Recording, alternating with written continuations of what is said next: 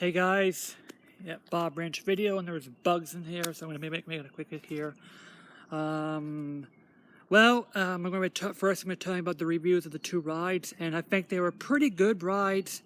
Although I believe the Soaring Eagle is kind of a bit overpriced, and they had the 2-for-1 deal.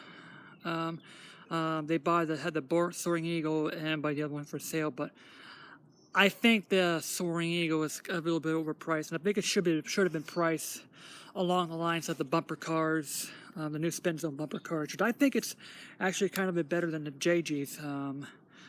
Over here, but I'll be able to go to JGs here. But yeah, there was a really nice addition, and I do believe that.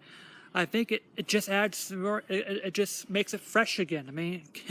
I think this is going to be one of those excellent seasons here.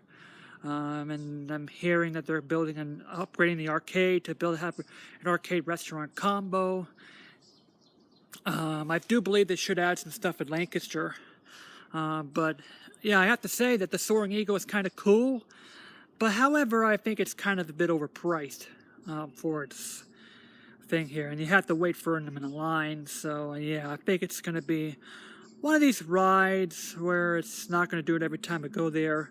Unless it's a combo, unless it's going to be one of those special occasions, maybe I'll go there during the Kimball Farms summer opening festival and like that here. But yeah, it's a very good addition to the place. Ice cream will still be the central figure of it, because this is what Kimball's is. Kimball's is all about ice cream.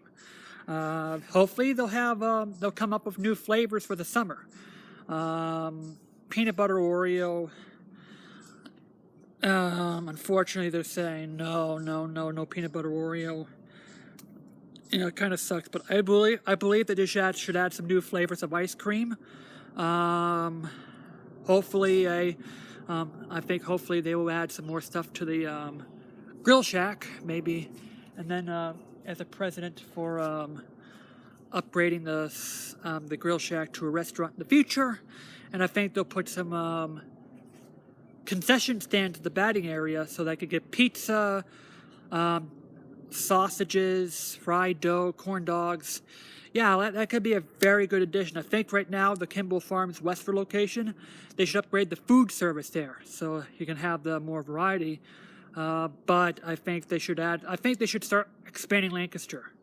That place, it has a lot of open space surrounding the stations here, and I think they should, put maybe a gravel parking lot and like 7 or 8 or 9 roads of it to the left here, and then they should probably add some stuff in the back, and as well as a zip line, so that I can be able to view those classic and antique cars from above.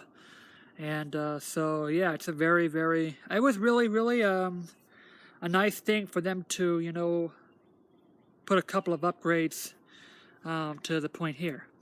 So now we're gonna be going on back to video games. Yeah, I was pumped up. I was pumped up about these two locations here, and that's why I made quite a few videos on the construction update. I was pumped up about it. I think it kind of lived up to those expectations. I love the zip line.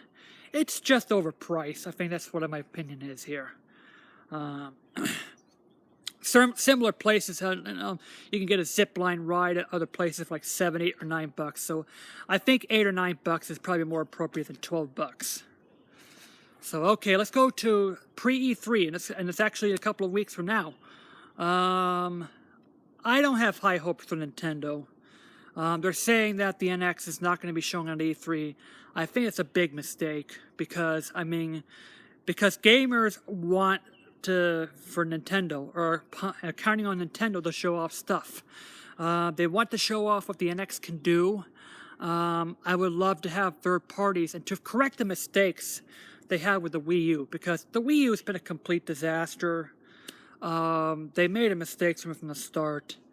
And third party said, F this. I'm just going back. I'm just sticking with Sony and Microsoft. And the NX is doomed. I think the NX is not going to do so well because it's delayed until next year. They're not going to show it off. Yet Sony is upgrading, Sony and Microsoft's upgrading their systems on this E3 because of the PS4 Neo.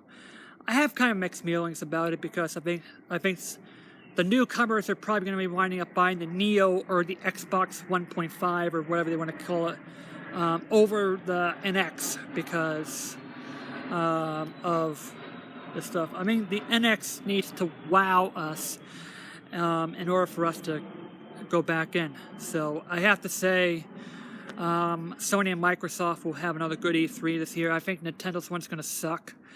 As for the other ones, Ubisoft, Activision, what I want from Activision, I don't want any more Call of Duty games. Call of Duty Infinite Warfare, WTF. Rick, really, I mean, I think at that point, I mean, Activision should have just released a Call of Duty game, then just get along with the DLCs and be done with it for the next few years. What I want is a Pitfall game. I don't want like these stupid mobile Pitfall games. I want a full-fledged Pitfall game that has the caliber of the Pitfall: The Lost Expedition, like Pitfall 3D or Pitfall: The Main Adventures. I want another full-fledged Pitfall game from Activision, and I think that I also have to say that Bethesda, I think they should do the same thing, be new and innovative here. Of course, Ubisoft will be showing off a new South Park game. That's been delayed, and I mean, but I would love to have these third parties release games on Nintendo, announce NX games, and so.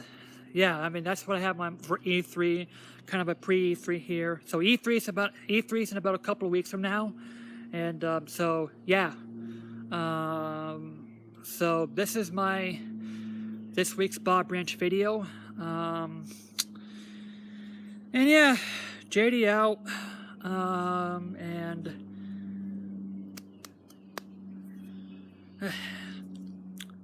hope your summer's going pretty good.